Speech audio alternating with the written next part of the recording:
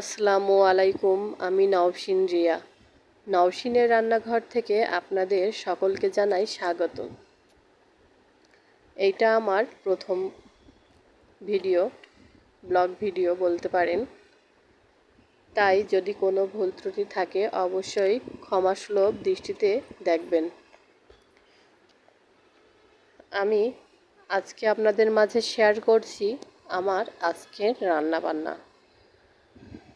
আমি আজকে রান্না করছি ওলকচু দিয়ে রুই মাছের ঝোল আর পাঙাশ মাছ ভুনা আর কুমড়োর জালি চচ্চড়ি।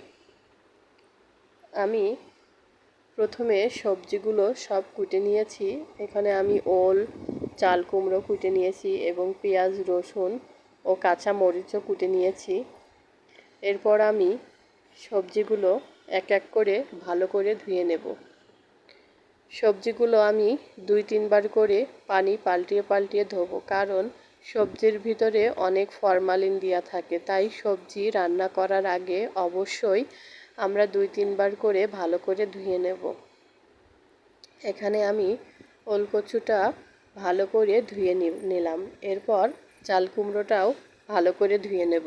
চাল কুমড়োটাও আমি 2-3 বার পানি পাল্টিয়ে পাল্টিয়ে ভালো করে ধুয়ে নেব।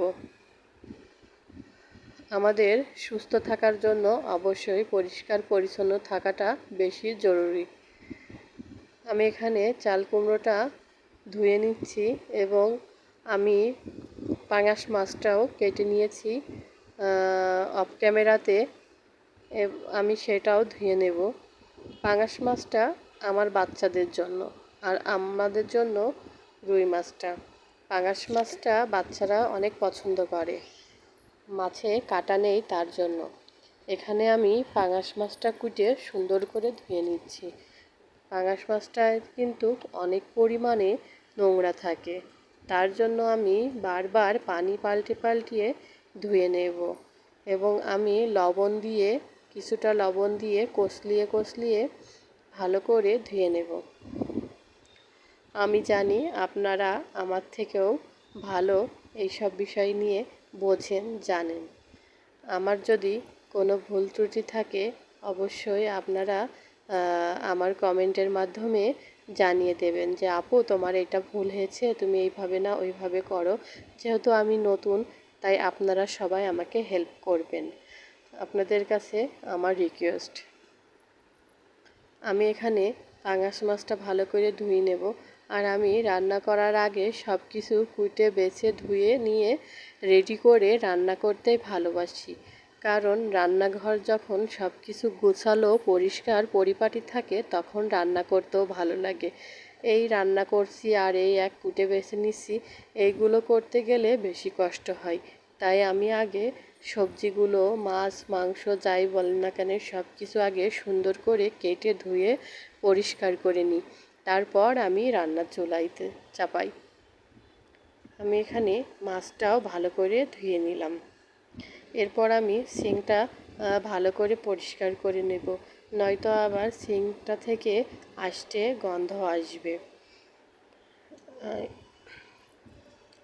তারপর আমি রান্না বসাবো। আগে সব কিছু পরিষ্কার করে নিই, তারপর রান্না করব। এরপর আমি কড়াইতে কিছুটা লবণ আর হলুদ দিয়ে আমি ওলকচুটা ভাপিয়ে নেব। কচুটা কিন্তু অনেক দিনকার।